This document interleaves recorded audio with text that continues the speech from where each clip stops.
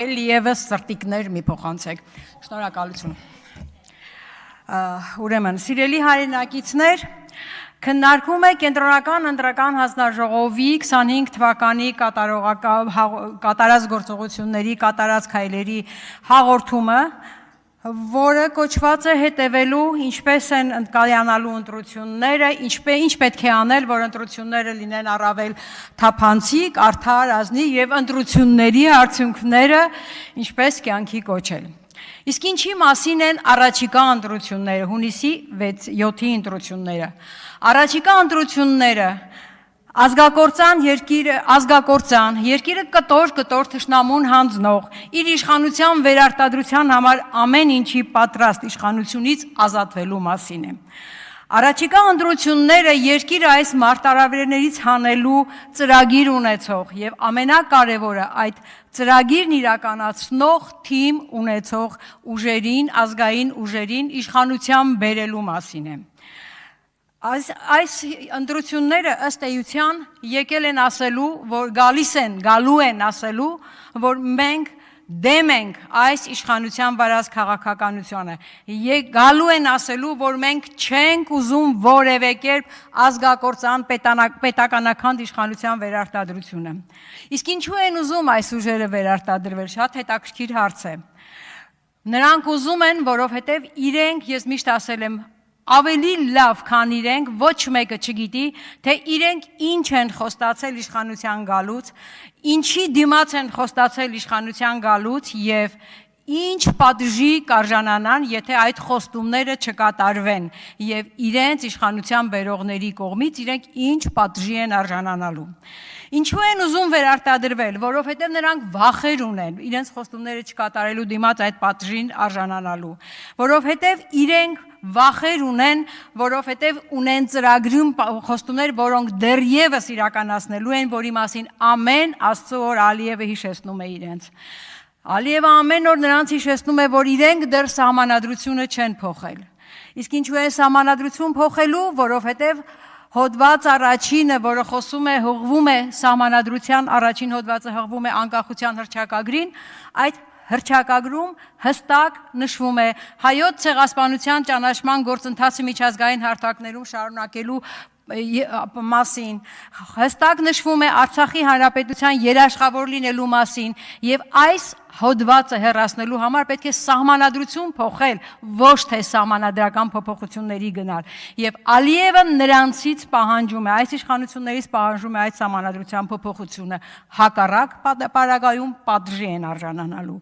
Ալիևը նրանցից պահանջում է 300,000 ադրբեջանցիների բնակեցում Հայաստանում, ինչու, որովհետև այդ 300,000 ադրբեջանցիները տեղավորվելով Հայաստանում շատ կարճ ժամանակում դառնալու են ավելին, քան 300,000-ն է, մինչև 1 միլիոն, իսկ իրենց նիկոլիզմի թեզ 002-ով հստակացվում է այն քաղաքացի, այն մարդը, ով բնակվում է Հայաստանում, դառնում է Հայաստանի քաղաքացի եւ երկրի տերը։ Ասել է, թե մի քանի տարի հետո Ալիևի պահանջով 300,000 բնակեցումները կդառնան 1 միլիոն ընտրող եւ առանց պատերազմի երկիրը կհանձնեն Ադրբեջանին։ Եթե ոչ, ապա այս իշխանությունը պատժի առաջ է կանգնելու։ Ահա այս վախերը այս իշխանություններին դարձրել են իշխանությունը երկիրը կտոր թշնամուն հանձնող չարի վերջի հերոսը։ Ինչու են ուզում վերարտադրվել եւ ինչպես են ուզում վերարտադրվել։ Նրանք ամեն քայլի պատրաստ են եւ սկսել են այդ բոլոր քայլերը, թե բռնաճնշումներով, թե օրենսդրական փոփոխություններով, սկսեմ օրենսդրական փոփոխություններից։ Ընդամենը 5 ամիս առաջ նրանք օրենսդրական փոփոխություն արեցին եւ բոլոր դիտորդական առաքելությունները, ովքեր իրենց իսկ գնահատմամբ կարող են քաղաքական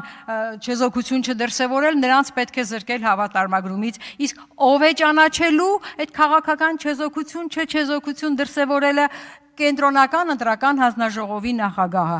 ով Վահագն Հովակիմյանն է, ով ինքը քաղաքական չեզոքություն չդրսևորեց նույնիսկ իր իսկ ընտրության ժամանակ, ով ինքը եթե իրեն չընտրեր որպես քաղաքական գործիչ, ապա չեր ընտրվի ԿՀ-ի նախագահ, սիրելի երեխաներ, սիրելի աշակերտներ, որպես անկախ մարմին, հասկանում եք, ինքը որպես քաղաքական գործիչ իրեն ընտրեց որպես անկախ մարմին։ Շատ հրաշալի իրավիճակ է եւ հիմա ԿՀ-ն պետք է գնահատի որևէ դիտորդական առաքելության գործունեության քաղաքական չեզոքությունը եւ նրան զրկի այդ հավատարմագրումից։ Պարզ է, չէ, որ որևէ դիտորդական առաքելություն, եթե բարձրաձայնի ընտրական գործընթացներում այս իշխանությունների հակաիրավական գործունեությունը, նա պետք է զրկվի հավատարմագրումից։ Հաջորդ օրենսդրական փոփոխությունը տեսալսողական մեդիայում էր, հաջորդ քայլը, որ արեցին, սահմանադրական դատարանի անդամների ամբողջ կազմը ՔՊ-ականներով ու ՔՊ-ին հաջող մարդկանցով լցրեցին, սահմանադրական դատարանի աշխատավարձի բարձրացման օրենք վերցրեցին, որպեսզի այս բոլոր ուժերը վաղը ընտրությունների արդյունքների մասին եզրակացություն տան այնպես իրենց քիմքին ինչպես հաճելի է։ Եթե պետք է դրական եզրակացություն, եթե պետք է բացասական եզրակացություն։ Սա օրենսդրական փոփոխությունների մասին, իսկ փաստացի քայլերը, որպեսզի վերընտրվեն, նրանք սկսեցին հարձակումը բոլոր ազգային ուժերի վրա, հարձակում անհատների վրա, այն ազգային ուժերի, այն անհատների, ովքեր իզորու են իրենց շուրջ մարդ հավաքագրելու, ովքեր իրենց շուրջ մարդ կարող են հավաքել եւ ովքեր պատրաստ են այս իշխանությունից հեռացնելու պայքարին մասնակցելու։ Նրանք ինչ արեցին, հարձակվեցին եկեղեցու վրա, որովհետև եկեղեցին այն ուժն է, ով կարող է, իզորու է մարդկանց համախմբելով խոսել հայրենիքի, խոսել հայրենասիրության մասին, խոսել հայոց պատմության մասին։ Սրանք հարձակվեցին անհատների վրա, սրանք հարձակվեցին երիտասարդների վրա։ Նրանք չեն սիրում երիտասարդությանը, որովհետև երիտասարդությունը այն ուժն է, որը կանգնելու է պայքարի առաջնագծում եւ իրենց իշխանությունից հեռացնելու պայքար է տանելու։ Դավիթ Մինասյանի գործը վկա, ինչ արեց Դավիթ Մինասյանը, ինչ մեղք ուներ, ինչ էր արել, ով է, իհարկե ոչինչ, ով էր, մի խանգարեք, ով էր Նիկոլ Փաշինյանը եկեղեցում, նա ընդամենը հասարակ քաղաքացի էր, որ պետք է կանգներ ու լսեր պատարագը։ Եվ գիտեք, եկեղեցում պատարագի մասնակից երիտասարդին մեղադրում են Նիկոլ Փաշինյանի քաղաքական գործունեությունը խաթարելու մեջ։ Լսեք, եկեղեցում պատարագի ժամանակ ինչ քաղաքական գործունեություն պետք է իրականացներ Նիկոլ Փաշինյանը։ Սա ուղղակի ինչ ասեմ, ձեր վերաբերմունքն է երիտասարդությանը, դուք վախենում եք երիտասարդներից, հիմա արդեն ձեր վախը ավելի առաջ է գնացել, վախի արտահայտումը, դուք վախենում եք հայ կնոջից, նորածին երեխա ունեցող հայ մայրերից, դուք վախենում եք հայ մայրերից, որովհետև հայ մայրը վաղվա երեխա ունեցողն է, վաղվա ձեր այս քաղաքականության դեմ պայքարողն է, որովհետև հայ մայրը ընտրողների 52%-ից ավելին է եւ հայ կինը, հայ մայրը ոտքի կանգնես, դուք այլևս իշխանության չեք լինել։ Դուք ամեն ձեր հարձակումով հատ ցույց եք տալիս, որ ուժերից եք վախենում։ Դա եկեղեցին է, դա հայ զինվորն է ու հայոց բանակը, դա հայոց պատմությունն է, դա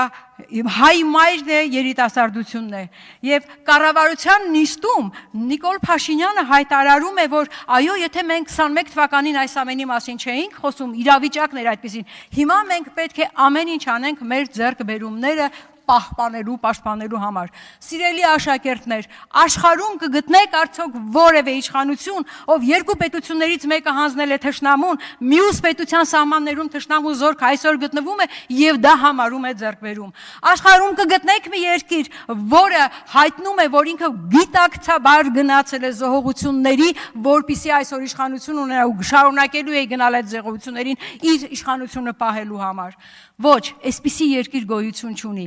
Իսկ միգուցե ձեր հայրենիքը Հայաստանը չի։ Ես այսպիսի հարց եմ ուզում տալ։ Հիմա սիրելի հայրենակիցներ, պետք է գնալ ընտրությունների,